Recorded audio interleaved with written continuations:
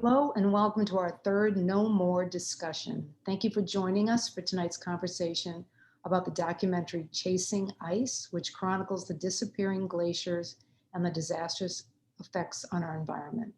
We will begin. Uh, we will begin. I'd like to introduce climate scientist and Professor Tamara Ledley. Most of her career has been spent teaching professional development and curriculum development. She's here to answer any questions we have, and I hope everyone will jump in with questions and comments as we go. Okay, we hope to have a couple more people join us, but they can just join in when they do. So I think we'll all agree that the photography in Chasing Ice is amazing, but also a bit frightening at the same time. So did the visual presentation make the threat of climate change and climate warming seem more immediate and real for you as viewers? Jump in. Yeah, I mean, it did for me. And it explained some really basic things that are pretty embarrassing to admit that I didn't know about what the surface of the ice absorbing all of the heat. And I didn't know, I don't know anything. And the visuals really told the story of how much has already happened, which is alarming. And I think it, films like that, media like that can go a long way toward opening your eyes. Mine, anyway. Can't speak for everybody. I thought it was very powerful when he reached in and picked up I'm going to pronounce this wrong, the cryoconite, and you could see it. It was tangible. It was in his hand. And you just can't unsee what you've seen. Yeah. Well, one of the concerns that people have, especially those of us that have been involved in climate change education, is that the fact that it's so remote where he was, it's not a place that you would ever go, right. Most likely. I mean, some of us might go, but most of us would not be going there. That it makes it seem remote and far away. And did that strike any of you? Because it is an issue when people talk about polar bears, and there's no polar bears where they live, so they don't really care about polar bears. Well, it's a good segue to a question that I wanted to bring up, which is that I read somewhere where a climate scientist was saying that we need to bring policymakers, scientists, leaders need to regionalize or localize the message to talk to people on the East Coast about rising sea levels and what that means, that there's going to, and people in the Midwest, it's something different, in the West Coast, wildfires and that sort of thing. So I'd love to hear your thoughts on that, bringing the message home to people in the ways that they'll be impacted. And I guess, we can think about how to do that. Yeah, I agree. I mean, I've actually am trying to pilot a teacher professional development program in which teachers develop the curriculum that they want. And I won't go into the details of how, but in the context of the local climate issues, making it relevant to them and bringing in the experts to collaborate with them that are locally based, that are dealing with making those decisions, making it relevant both to the teachers and the students. So I think that is an excellent point, is making it local. I remember a couple of years ago when the seaport in Boston was being developed and big apartments were going up there. And there was a picture in the Globe, and it was on a video on the news about there had just been an enormous tide. There was a ton of snow and melting and all of this. And there was a picture of a dumpster just floating. And, you know, I mean, a giant dumpster just floating down that main avenue in the new seaport, and just looking at it and thinking, holy cow, why are they building this much stuff there? Yeah, that is an issue. I mean, especially since usually when you build a building, you put all of the electronics, the air conditioning units and the water systems all in the basement Right, where they can get flooded. right. So building So- codes are changing, and Boston has developed this plan called Climate Ready Boston to actually protect against sea level rise. Building up berms along the coast so that the sea level, so when storms come up, they don't get actually into the land. And then when it does, figuring out ways of channeling the water so it impacts the least amount of property. Is it being implemented? I believe so. I haven't seen, when the time that I was mostly engaged with them, they were presenting, they had engineers who had developed various kinds of plans, and they were presenting it to the communities for them to basically give what they think should be done based on these various options. And the various options, some were more expensive, but less effective, or more effective, and some were less expensive, but less effective. So, but I think they're trying to move towards implementing those plans. I had something. Am I? We can see you. Oh, okay. So a couple of things here in New York, we have requirements. This is for new buildings. It doesn't deal with all of the, 150-year-old stuff that's already there, but you can't, in most cases, when you build a building now, the guts, the infrastructure, the mechanicals, I guess would be a more correct term, don't go underground again. I mean, that had sort of started, but after Hurricane Sandy, the message was loud and clear when you had a lot of buildings in way down lower Manhattan that were flooded. So Yeah. now they move all the mechanicals, I mean, not, to various places that are not the bottom. Sometime they're on, a second and third floor, sometime they're on a roof. It depends on the overall design. One of the things about the movie that was so amazing, of course, is that the photography was so great that it almost seemed like fiction. I mean, you knew it wasn't, and we all, of course, knew that it was, but we already know this stuff. I was curious, people who are in places that are not Manhattan, these changes in building codes, awareness, right, of this. I mean, a few blocks from me is an entire city of landfill, Battery Park City, right? I was curious if other places are picking this up. I mean, much to my horror, I've observed that people keep buying property in Florida. A great mystery to many of us, but I don't quite know. I'm kind of not getting it. I mean, There's a couple of industries that actually are getting it. So one of the things I actually show my students is that there's been a study of housing prices in the Southeast, Florida, Georgia, North Carolina, South Carolina, and in the Northeast, New York, New Jersey, and Rhode Island and Connecticut, I believe, showing how between, I think, 2005 and maybe a couple of years ago, the financial losses on those properties, not that people have sold all of them, but if you take the property values then and now, they've lost billions of dollars.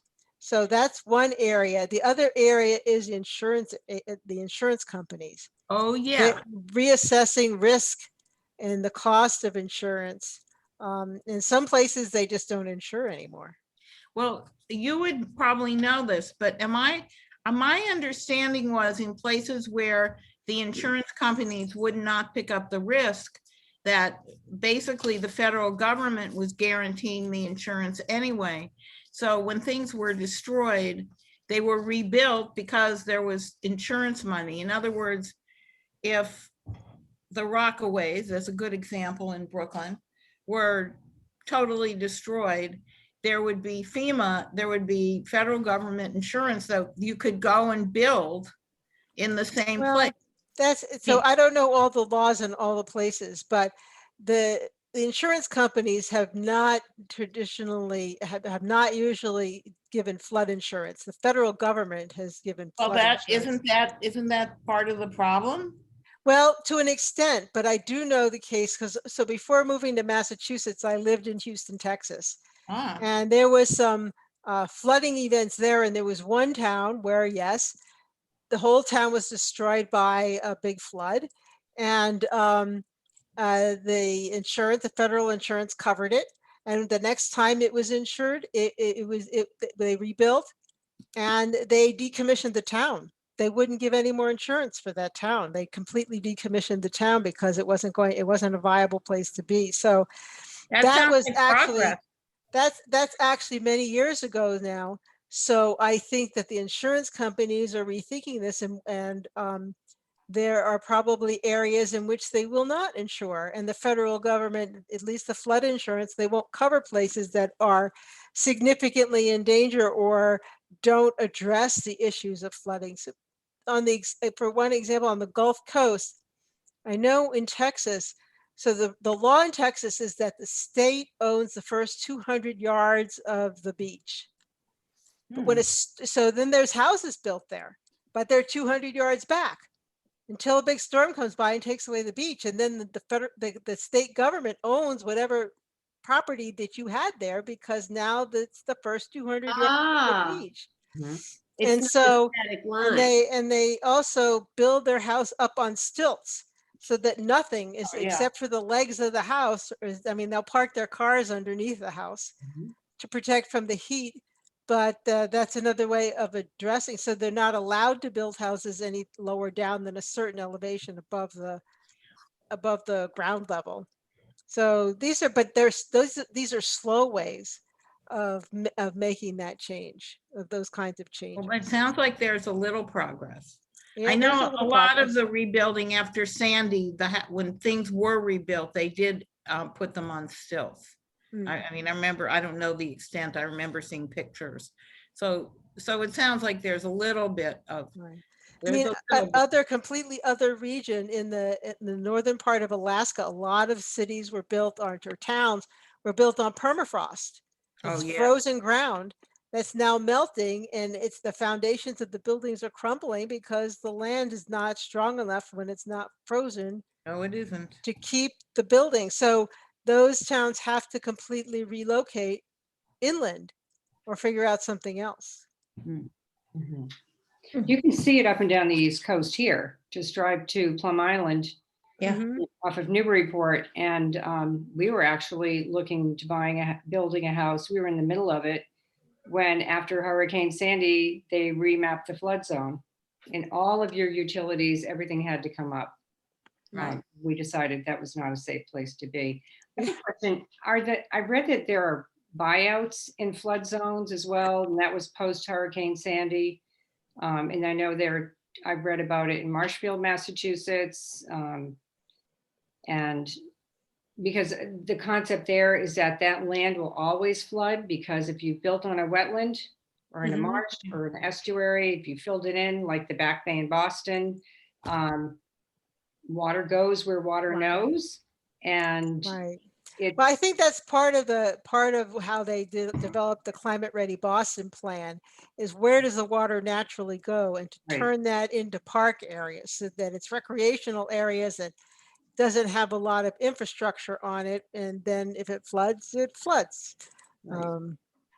And in 2010, my husband was working with the climate registry. So we went to the climate conference in Cancun, and I happened to just stop and listen to this NASA scientist. And actually the group we were with, they were commissioned by the state of New York to map out what parts of Manhattan would be underwater if there were such a situation like Hurricane Sandy. And fast forward 4 years later, there we were watching it. Mhm. And it was what they were researching real estate. So the way in, I'm assuming, was to go through to make an impact with the business community, was to look at the real estate and say, your real estate here will be underwater. Mhm. Yep. And then it was. And we had a student at NYU who was, trapped. Mhm. And it was just absolutely fascinating that what they predicted was exactly true. And I think it's interesting now to think about, I've read about what they're trying to do in communities like that, including Boston, for protecting the subways. And, are they going to use these huge inflatable tubes in the subways? Are they going to have these floating breakwaters out in the water? It seems like, I don't know if they come up with a solution, or they One still. of the ones is flood doors, is to basically shut the tunnels down by closing these waterproof doors. That's expensive to do and expensive to maintain.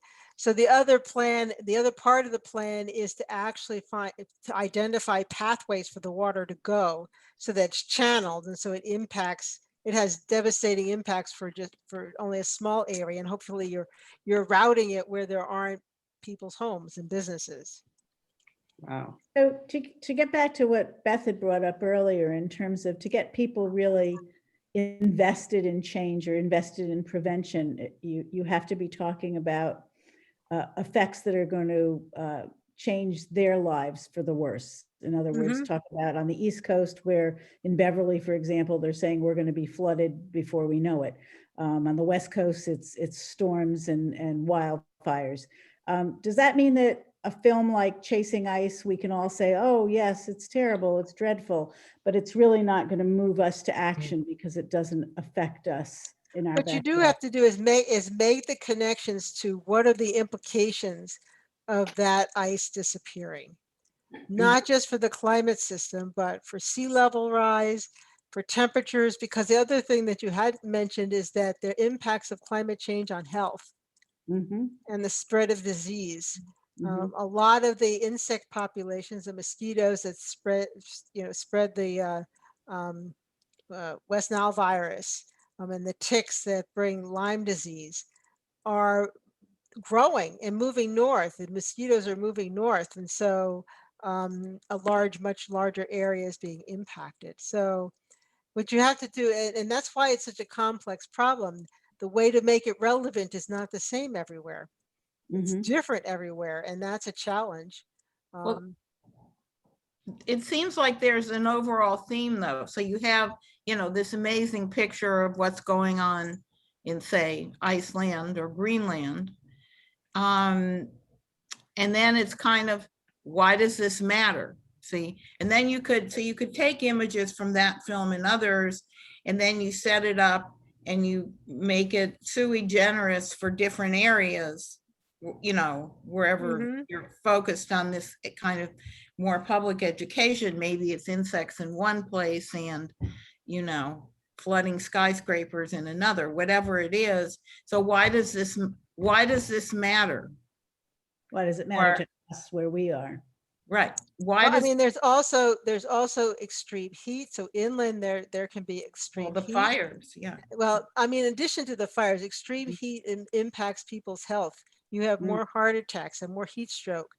And then there are intense droughts. And so that affects the food chain, agriculture. So you could really draw the line to a lot of different aspects of society. There is the National Climate Assessment came out with a special report on the impacts of climate change on human health. And it addresses things like the food chain, as well as disease, and extreme events such as the intensification of hurricanes. Stronger hurricanes not only bring the threat of those storm surges, which create flooding, but all of the implications of the excess water, and the fact that they occur more often. The stronger storms happen more frequently than they used to. So it's actually, the evidence is that there's not a more total storms, but that the ones that do form tend to be more intense. Much worse. Yeah.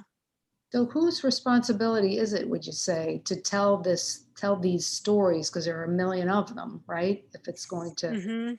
target people in all parts of the country, all races, religions. I mean, there's so many. I think so. I think it comes down to, as we talked at the beginning, the local level.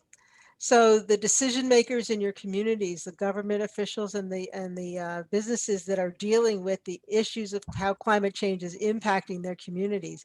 That's one avenue. The other avenue, which is what I've focused on, is teachers. Teachers get to all of the students.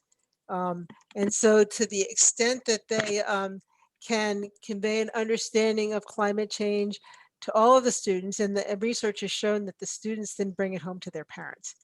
And so that's another avenue. I think teachers are a key leverage because they impact a huge percentage of the population over the longer term. And so that's why the effort that I have with this teacher climate professional learning community is to marry those two leverage points, the teachers with the local expertise to address local problems. Well, you know, it was my kids who are now 28 and 30. It was their preschool that was, so this was the early 90s. They came home and were teaching me about recycling and reuse and Mhm. water run, because they were learning all this stuff in preschool.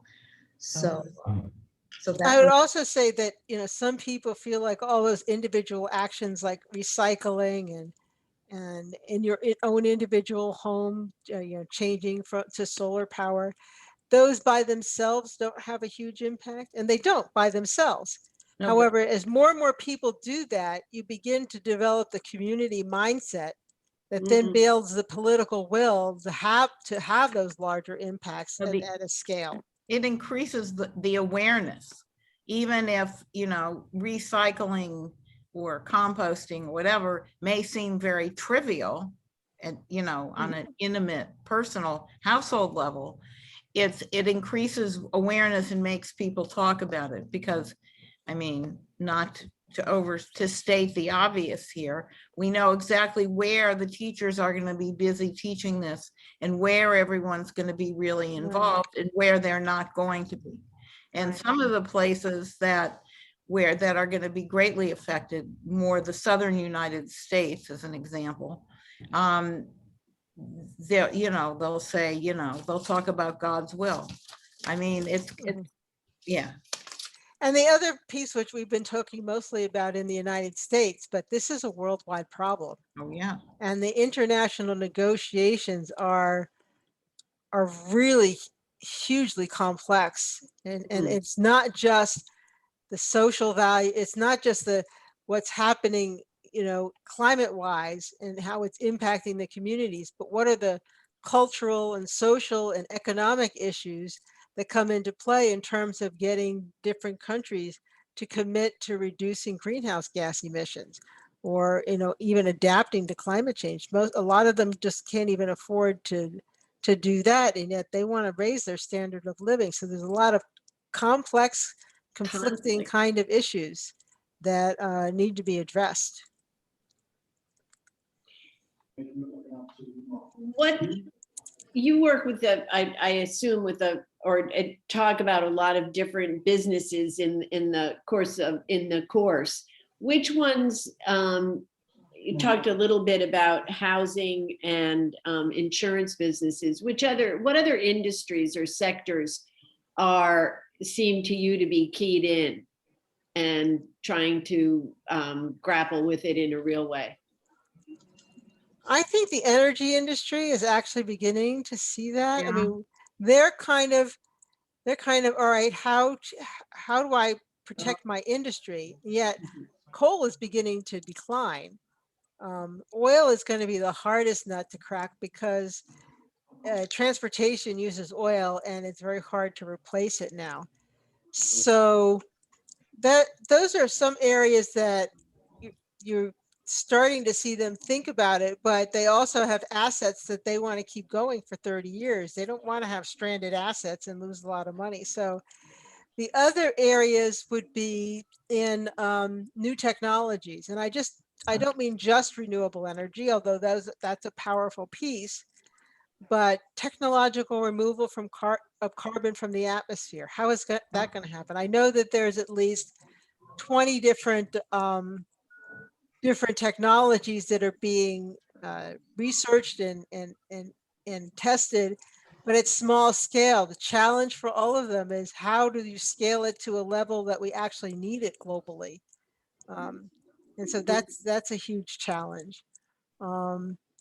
Ironically, while reducing deforestation and promoting afforestation, the planting of trees is a good thing, for this problem, it has a relatively, compared to taxing carbon or taxing the fossil fuels, or even making buildings and industry and transportation more energy efficient or electrifying it. The reducing deforestation and promoting afforestation has a relatively small footprint. However, it does address another part of this. And in the En-ROADS model, we address things, not only equity issue, but co-benefits. What are the short-term benefits from some of these solutions that improve the environment and improve health, but don't impact climate change per se, meaning it doesn't impact that temperature, but it does impact air quality, water quality, promotion of the development of new jobs, and those kinds of things, which are impacts that occur immediately when you implement some of these solutions. Whereas taxing coal or taxing carbon has a long term. The impact is much longer term. If you can see this in the En-ROADS model, where you see how it changes the emissions from all of these different fossil fuels. And in the time frame from the 1920s to the 1940s, there's almost no change, even though you've implemented all of this. Renewables goes up a bit, but it doesn't overtake the fossil fuel industry until way out in the 2080s to 2100. So you need to also consider those co-benefits. How is it making the environment better, immediately? Yeah. In addition to how it's impacting the entire climate system.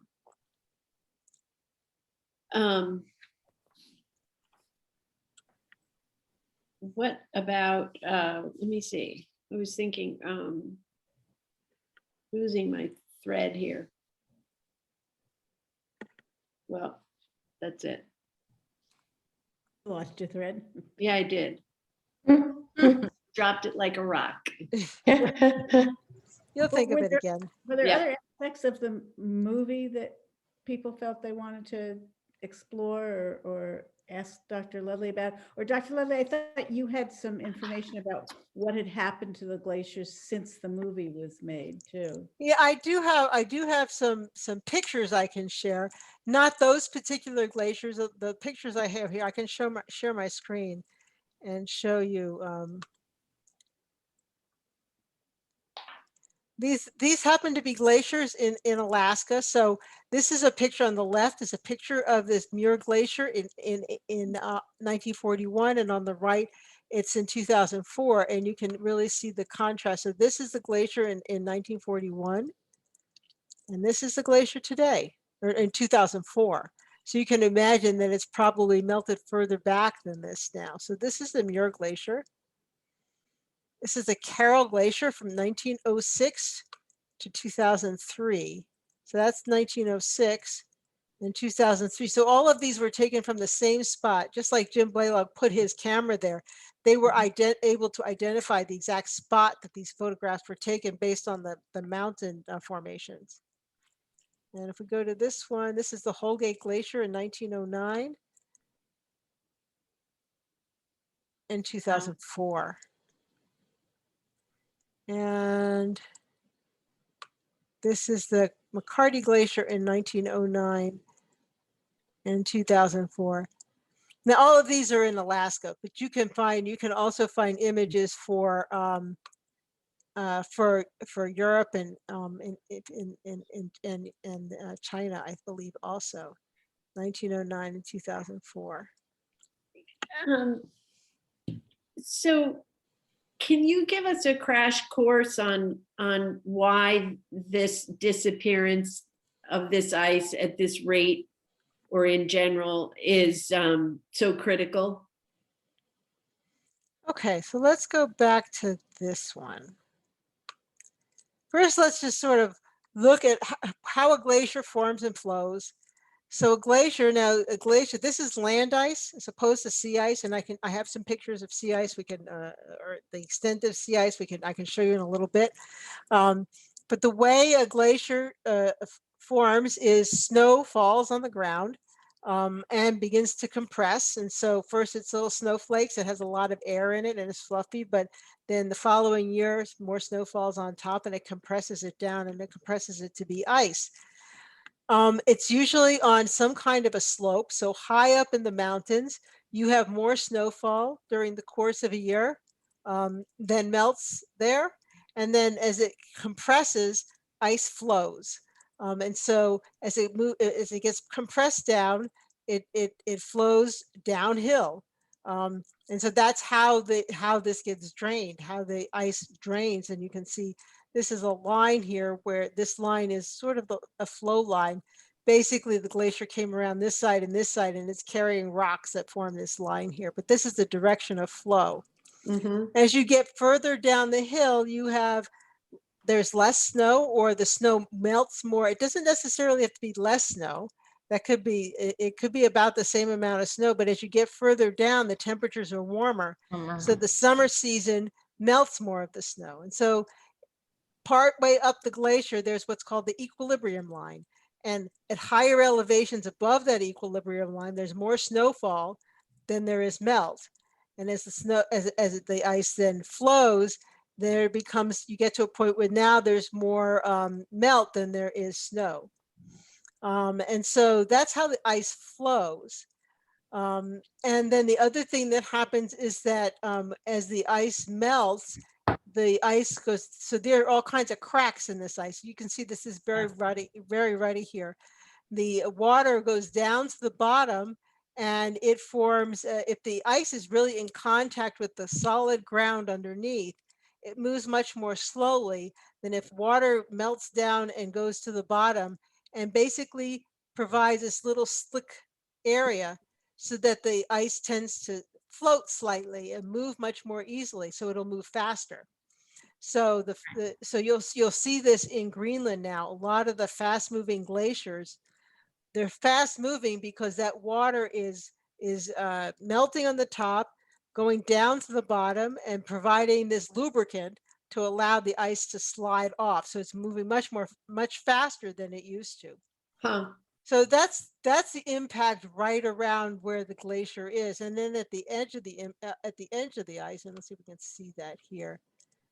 We'll find a different one. Oh wait, that's this one here. You can see the edge of the ice. When you get to the point where the ice is at the edge of the water, and it's no longer sitting on land, it floats and it'll break off. The process is called calving. It breaks off and it floats away. And so that's the process in which the the glacier completely decays. If you have the ice caps that you have in Greenland and in Antarctica, that same thing happens. The ice flows off of the continent, begins to float in what's called an ice shelf.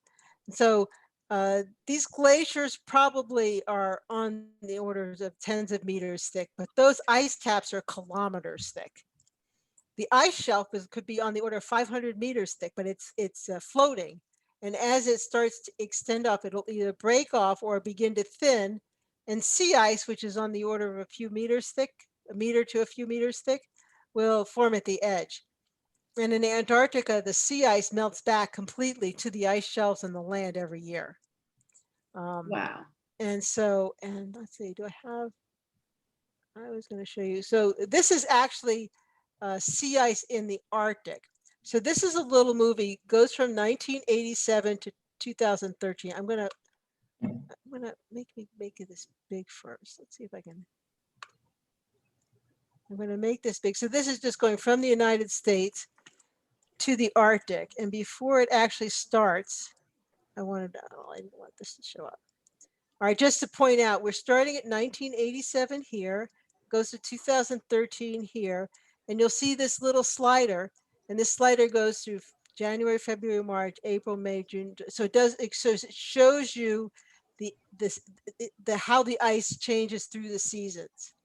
And then we look at sea ice age. So this is the ice, how old it is. And 1 year ice means that the ice melted away completely in the summertime and it's just formed new each year. And as you get to, so this dark blue here Okay. is 1 year ice, 2 years ice. It's lasted this long. And if you get up to this white, this is 9 and 10 year ice. 9 and 10 year ice might be on the order of maybe up to maybe 5 to 10 meters thick, where the first year ice could be 1 meter thick or less. But so now I'm going to play the movie. And what you'll see is this pulsing as it goes through the as it goes through the seasonal cycle. And you'll see that a lot of the ice comes out here through on the east side of Greenland, between Greenland and Iceland. This is Iceland here. So let's just play this movie. So it's pointing out the oldest ice. And we'll try to stop it at 2012 in September. That is the minimum extent ever. If we look at, just try to notice September each year, and you'll see that it's pulled away from the Russian coast. And most of the older ice is here along the Canadian archipelago. And you see all the ice is the outlet for it here, where it just melts away as it gets further south, is around the side of Greenland. But we're getting to 2006. I'm going to try to stop it, but you see how little it's gotten to be compared to 1987. No, I didn't quite. I don't know if I can move it backwards. Let's see if I can move it back a little bit. That didn't work. It's not letting me move it back. Anyway, so we're now at December of 2012. So it's beginning to grow back, but you can see that this was the minimum extent. This is the minimum that's been predicted. And the scientists predicted originally that they thought that the sea ice would melt away completely in the Arctic during the summer by about 2050. But now, given the trajectory that the ice has taken, we may have ice-free Arctics as early as 2035. So let's just complete this.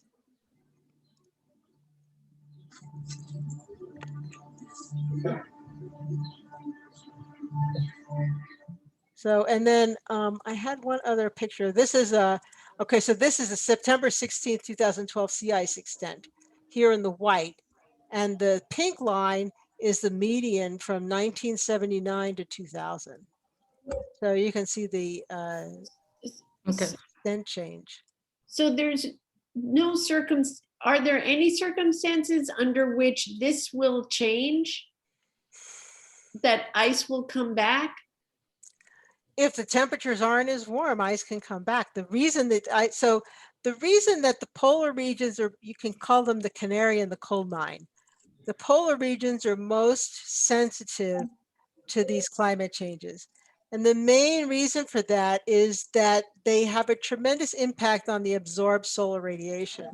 So when you have, during the summer, when you have sea ice in the Arctic, you have a bright white surface that reflects a lot of solar radiation back out to space and doesn't really stay in the Earth's system. So it does not warm it, less energy is absorbed in the system. When you melt this much ice, and this is the summer, end of the summertime, all of this dark water, so you go from reflecting 90% to absorbing 90% of the solar radiation. And so that's what causes the warming of the water, which then promotes less sea ice because it doesn't allow the water to freeze. And so that's a positive feedback loop. If you have warmer temperatures and you have less ice, then you have less reflected. So that's a positive feedback loop. And then the implications of that for water flux from the ocean to the atmosphere, and for the Arctic polar vortex, which impacts our weather. The weather systems that are associated with the seasonal temperature changes in the Arctic are vastly changed. So the jet stream, which really controls the directions of our storm systems over the United States, the jet stream moves further south in the summertime when it's warmer in the Arctic, and it contracts in the wintertime.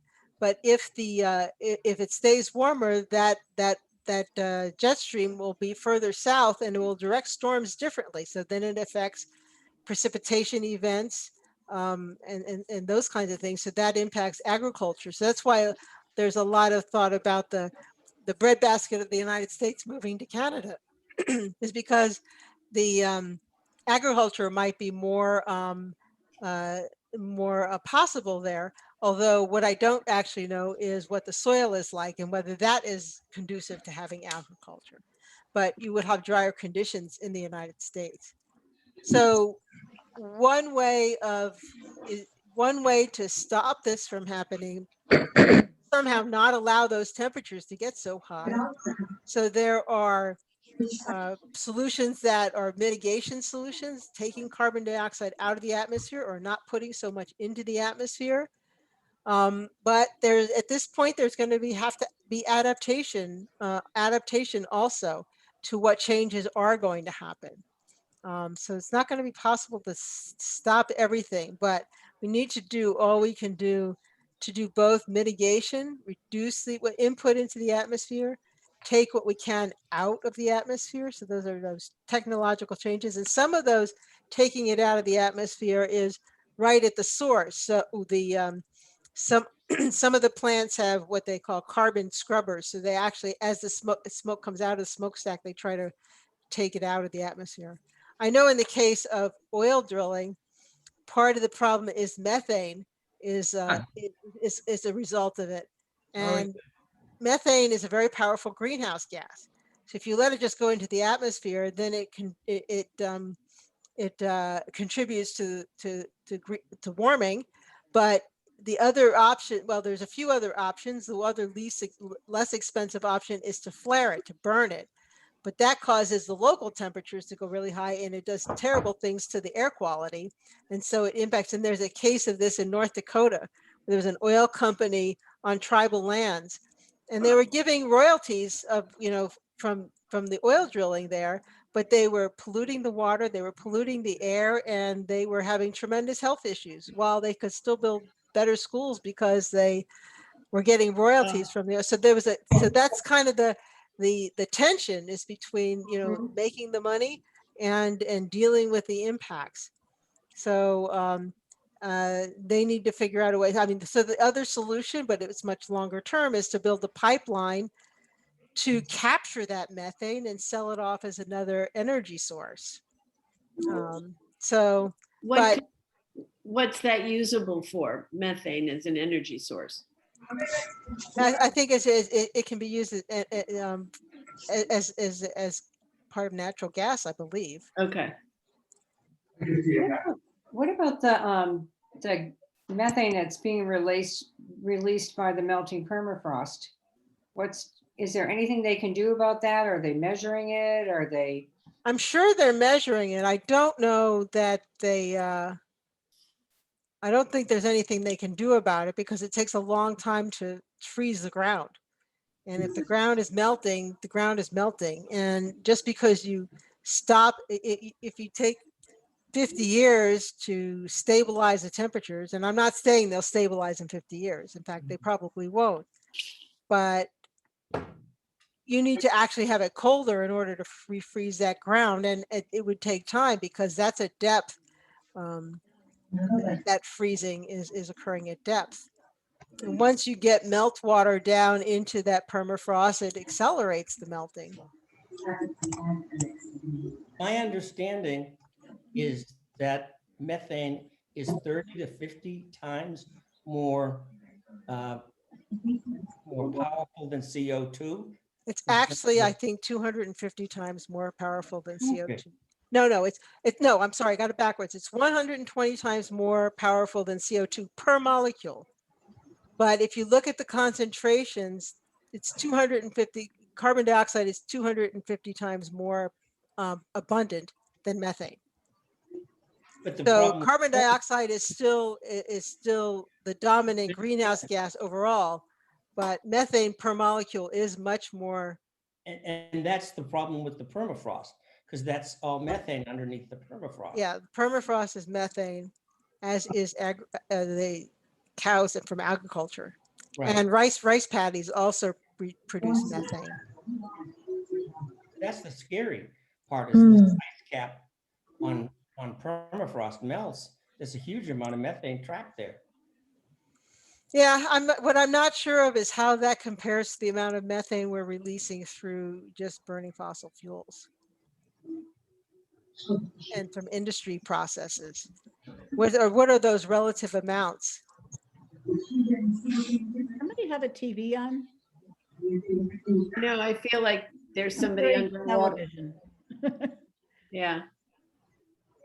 So as the glaciers are retreating, and you mentioned some of the, consequences, but, what would be, say, the order of things from, sea levels rising and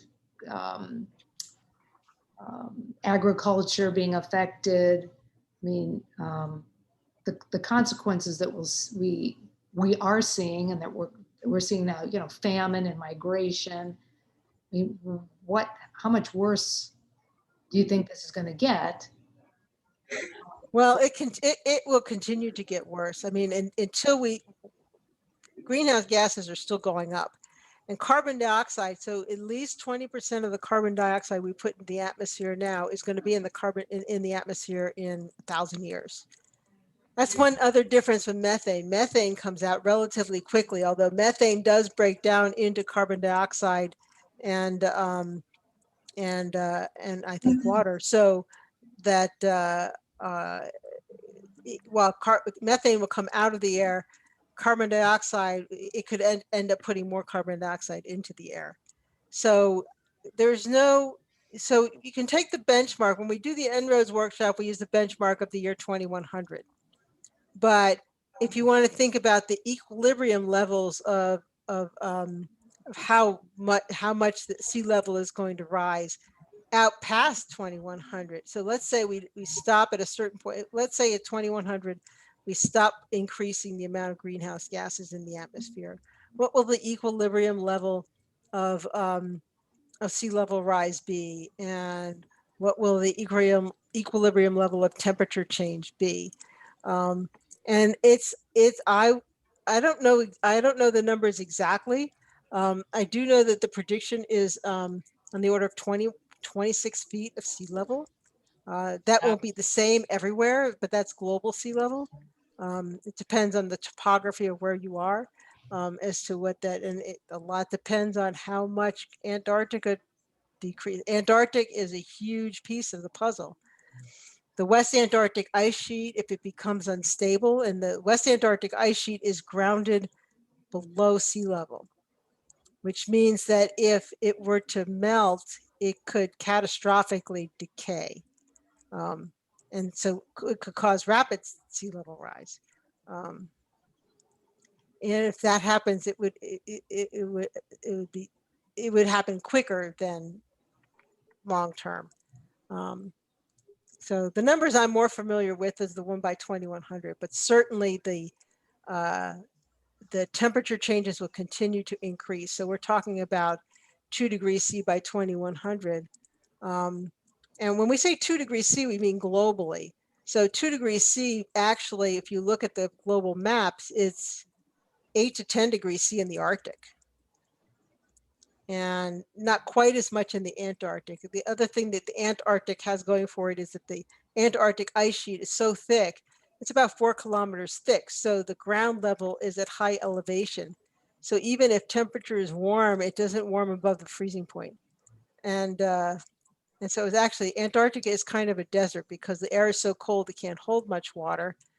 But also it's so cold that even if it warms some, the temperatures don't get to the freezing point, so it doesn't melt. So it's only the edges of the Antarctic ice sheet that melt. And the influence of water around the edges, whether that gets warmer, it will impact how fast those glaciers at the edge of the continent. Where Greenland is further away from the pole, it's only about 1 kilometer thick. But the entire southern part of Greenland now is a net melt. So to achieve the most optimistic scenario, we have to keep it to 2 degrees. Is that? Well, that's what, so the Paris Agreement was to keep it to 2 degrees C, but to try to strive for 1.5 degrees C. The island nations really pushed for that because sea level rise, even with a 2 degrees C scenario, means that some countries lose their country. It goes completely underwater. But And- in order to get to that 1.5 or 2 degrees, what do we have to do? Well, a whole myriad of kind of solutions, but the main one is keep the carbon in the ground, keep the fossil fuels in the ground. Yep. And so carbon taxing and transitioning from sources of fossil fuels to other sources of energy is what we have to do.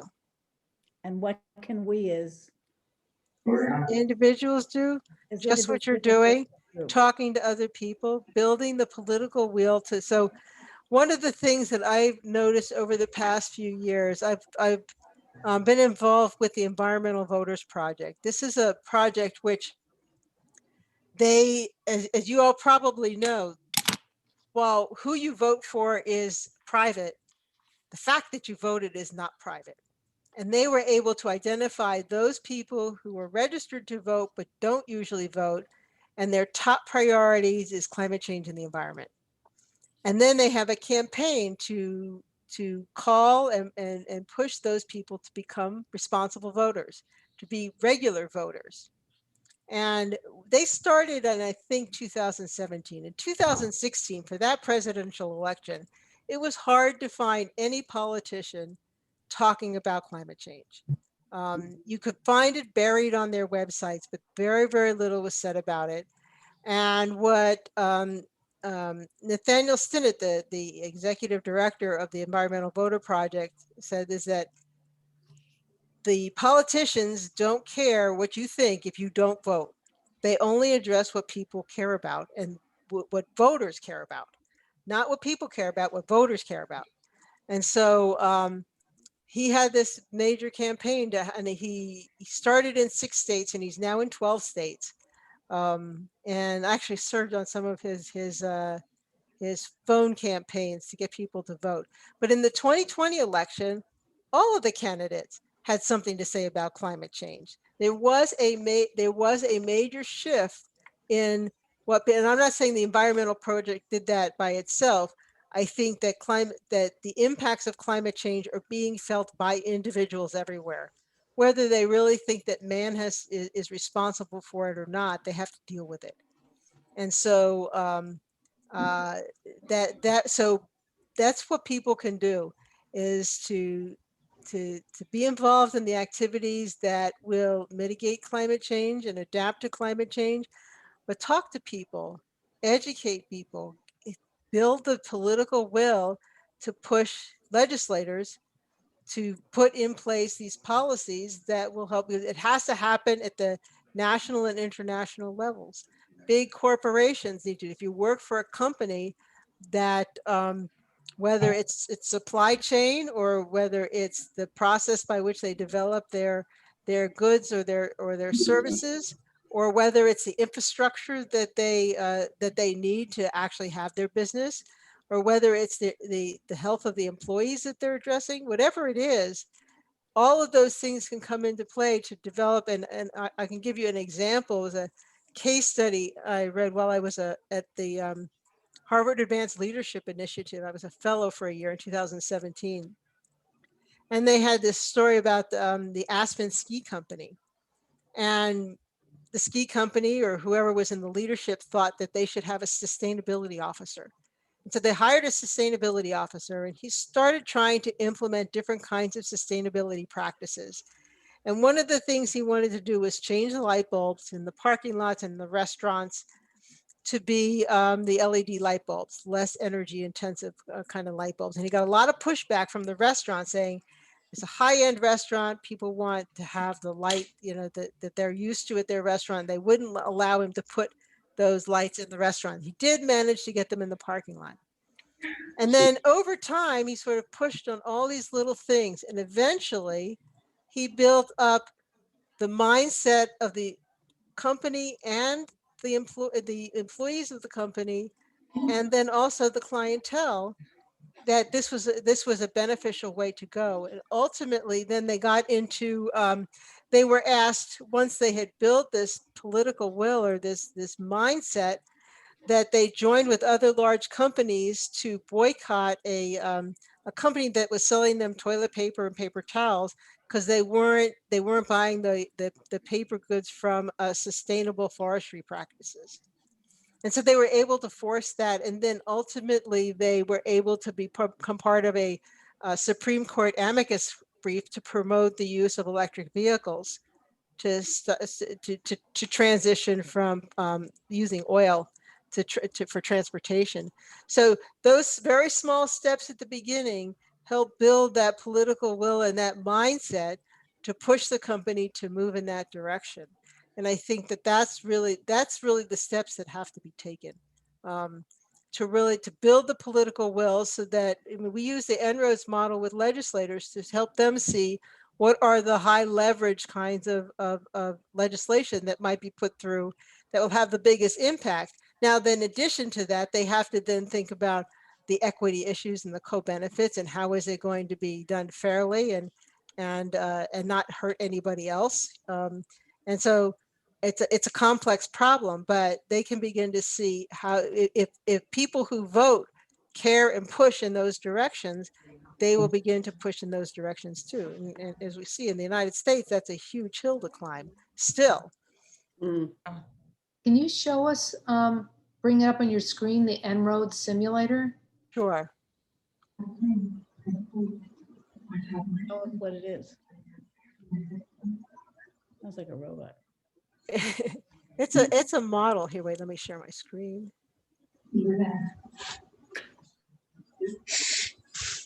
There.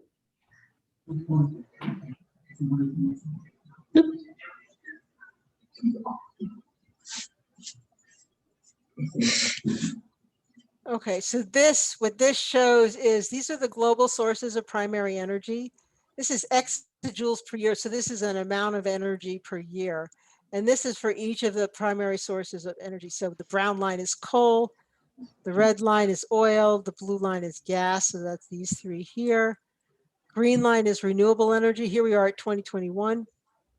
Bioenergy is pink. Nuclear energy is this light blue. And this orange is new zero. What that means is that, imagine a brand new technology that's discovered and brought to scale that is cheap and has no greenhouse gas emissions. So that's what that is. This is a systems dynamics model.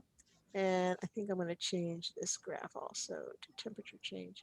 So this shows the temperature change. You can see here out at 2021, we're a little over a degree above the pre-industrial levels. This is the 2.0 line, which is what the Paris Agreement pushed for, and 1.5, which is what they wanted to strive for.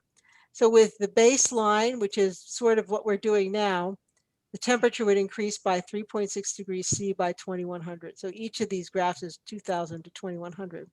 And so these are all the different things that you can do. So here is, as Teresa mentioned, the carbon price. And if you put a carbon price on, you can see that there's a large impact here from 3.6 to 2.9. The other thing that's really interesting to watch is these dynamics here. What goes up and what goes down? And I can replay this change and you can see what goes up. You can see that all of the fossil fuels come down. Coal comes down the most because it's the most carbon intensive. Oil is the next carbon. Fascinating.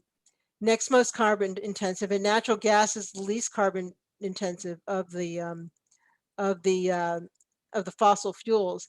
But you can see that as a result of those going down, there's a transition to renewable energy. So renewable energy goes up, but we're looking at those large changes out here between 2080 and 2100. If we look, I'm going to play it once more and look between 2020 and 2040. You'll see there's much less change. Coal comes down significantly, but the rest come down just a bit. So that's some of the things you can look at. Another thing that I usually show in the workshop is this is temperature change, but you can also show an impacts sea level rise. You can see that even bringing it down to 2 it doesn't impact sea level all that much, and you can't even tell the difference from the baseline out at 2070.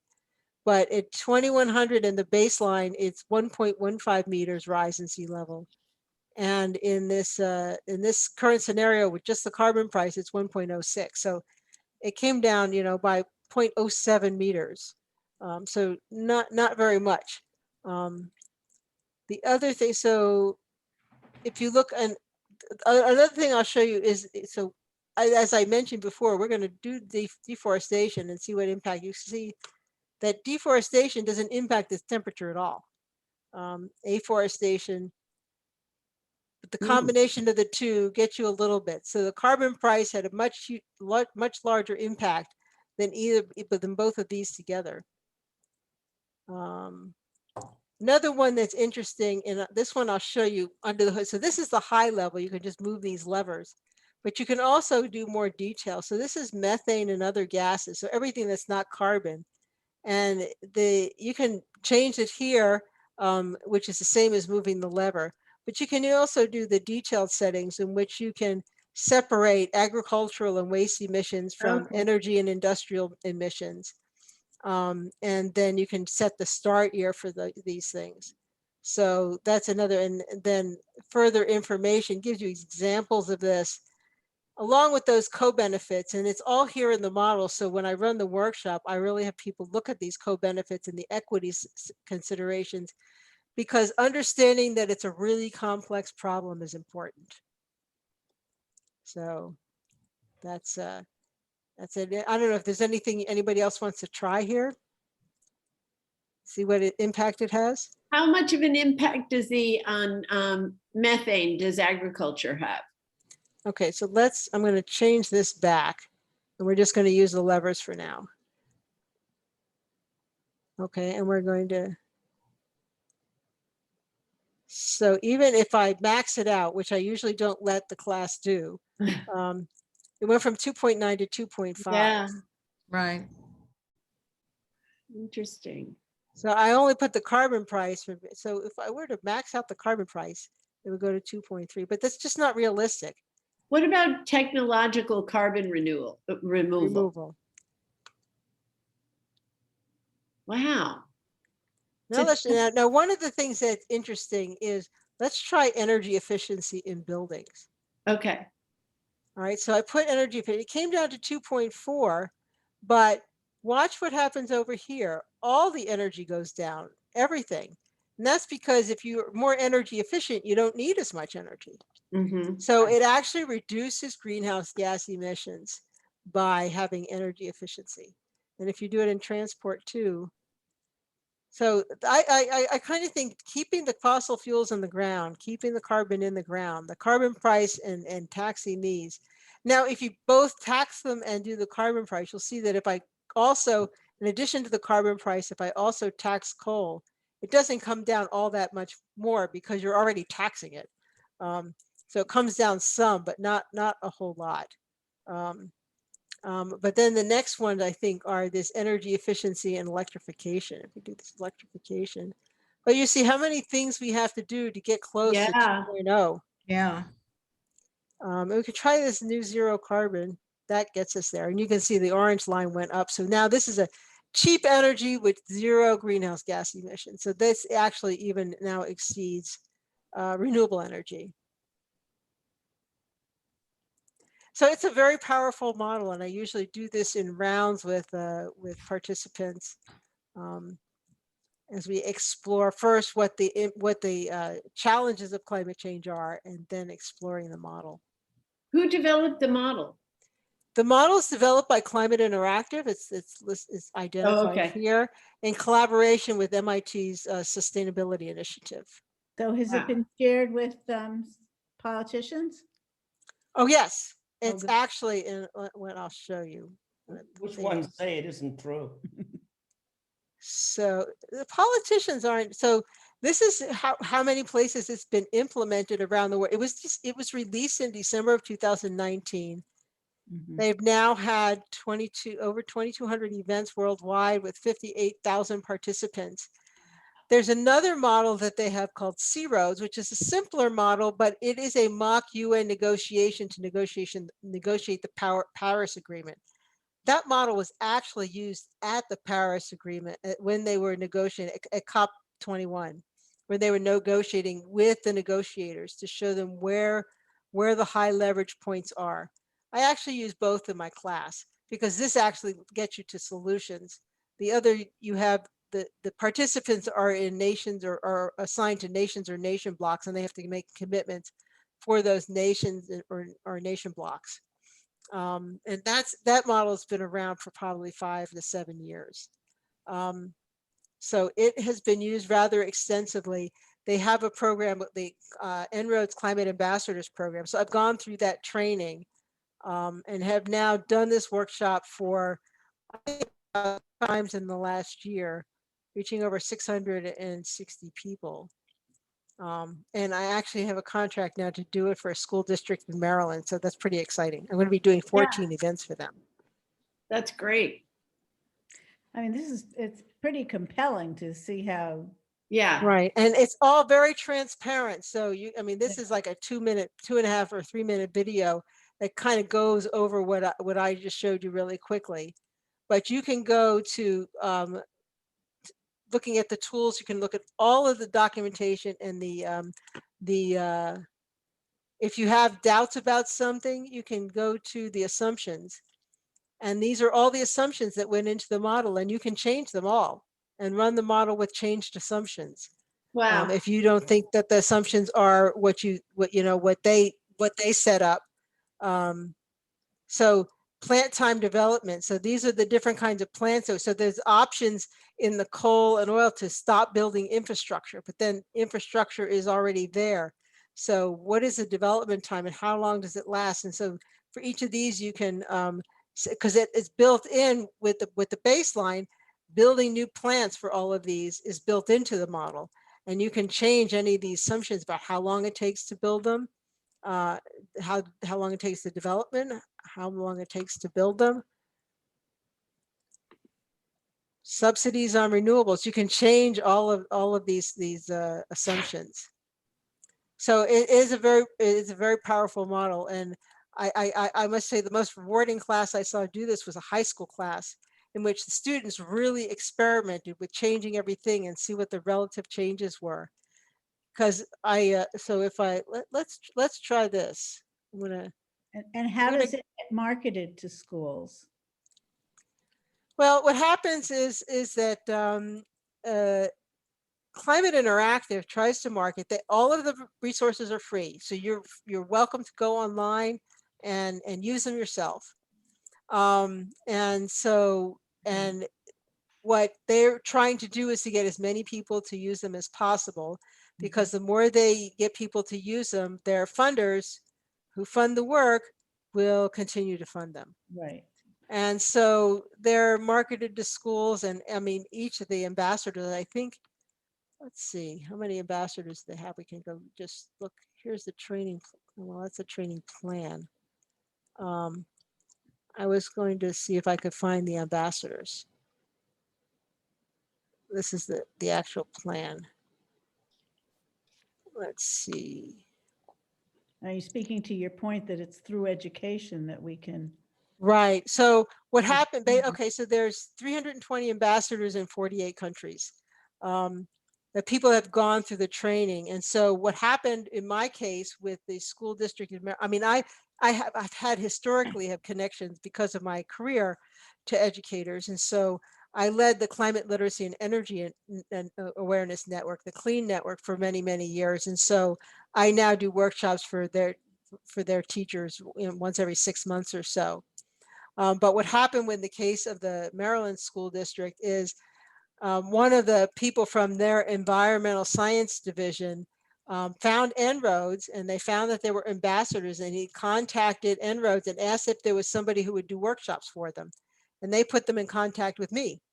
And so that's how I did a pilot for them with 42 teachers last January. And that turned around into doing 14 events for their students. So Wow. that's kind of how it got. And so it was the school district then that found Climate Interactive. But I think that they do have a lot of outreach. They do presentations a lot of places, and they depend on the ambassadors. I ran 3 workshops for the American Association for the Advancement of Science, and they're free part of their conference to families and teachers and anybody else from the public who go to these things. I did that for them in February. So not only do they have, so they run online events and will invite people to them, and you can get on their website here and sign up for one of their events and get the emails when they're placed. But you can see that they have ambassadors in Asia and the Middle East and in Europe. I guess the United States is down here at the end. Latin America, North America, and I'm here someplace. Yep, there I am. So, and they do it in different languages. And I tell you, people are really committed. When they did a new release in December. And so they did 2 webinars to introduce the release to all of the climate ambassadors. And we had people from the other side of the world, meaning it was the middle of the night when they were online to learn about the changes in the model. So, and they also, there's a concerted effort from the MIT side of it to reach out to legislators and then other groups. So for example, I'm also part of the MIT Alumni for Climate Action group. And I'm more on the education side, but in part of our group, there's a whole group that is trying to address legislators. And so they talk to their legislators, and if they can get them, convince them, we can show them the model and address their particular concerns of what kinds of things they're exploring in terms of what they might want to implement. Very cool. It is. So if anybody wants to do this on their own, the website is enroads, ENROADS.org. And then you just go down to the simulator and click there. Right, yeah. I'll put it in the chat too. Thank you. Thank you. The other thing that you can look at, if you want to see the other model too, it's climateinteractive.org.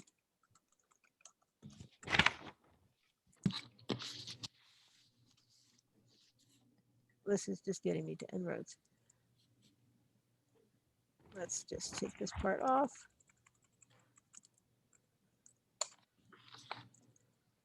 Okay, so this is their, so here they have the 2 kinds of simulation models. So this is their main website. This multi-solving is getting at those co-benefits, but addressing these systems thinking, climate analysis, and food systems. And this is the climate, this is C-ROADS. They've been in 93 countries and addressed over 65,000 participants. It's more complex to use C-ROADS, and it's not quite as engaging because it doesn't get to solutions.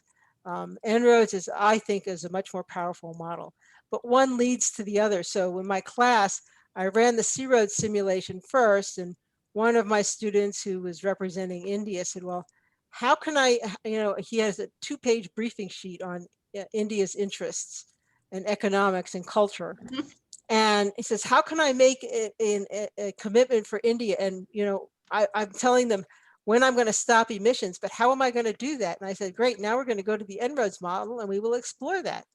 The one thing about the En-ROADS model, though, is that it assumes that the entire world is doing the same thing. which, as I point out to my students, is not practical. Is that some solutions are more impactful here in Massachusetts and others are more impactful in Colorado and some are more impactful in Bangladesh. So you have to also take that into account. So that's why it really takes it really takes a lot of solutions and a lot of collaborations. You'll see that they brief dozens of senators and representatives and their staffers on the, so yeah, this is the main web page. And do schools pay to have, you, the ambassador? All right, an interesting question. I have most of my 25 workshops I've done for free. When Prince George's County Public Schools in Maryland asked me, he asked me how much it was going to cost, and I was assuming he was talking about one workshop. And I said, well, it's for free. And he said, well, if you were to charge, and I had figured that out, so because I have gotten paid for occasional ones. So I told him how much, and that's when it because I think he wanted the commitment for me to do 14 events, and that's a bit much to ask somebody to do for free. So I think if you want 1 or 2 events, it can be free. But I can tell you the Clean Network did start paying me a stipend to do it because I've been done multiple ones now.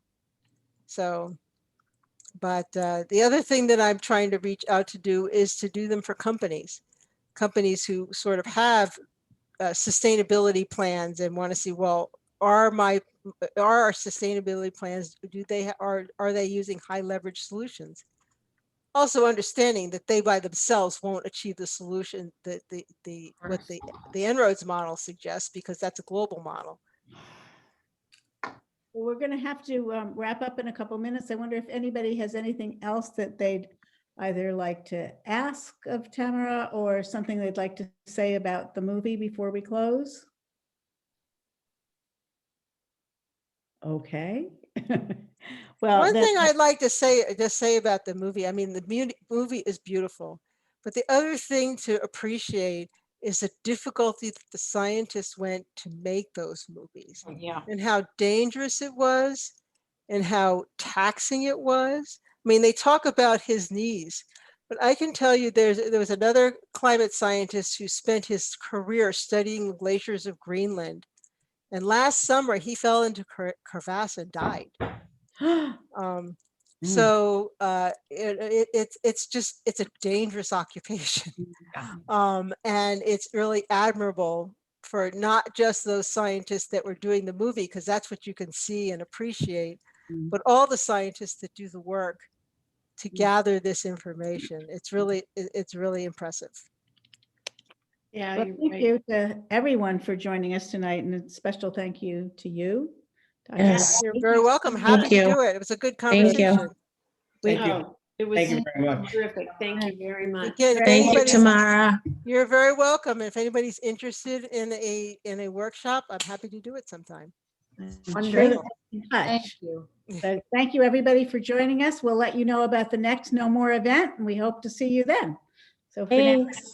good night. Thank you. Bye. Thank you. Thank Bye. you for joining us.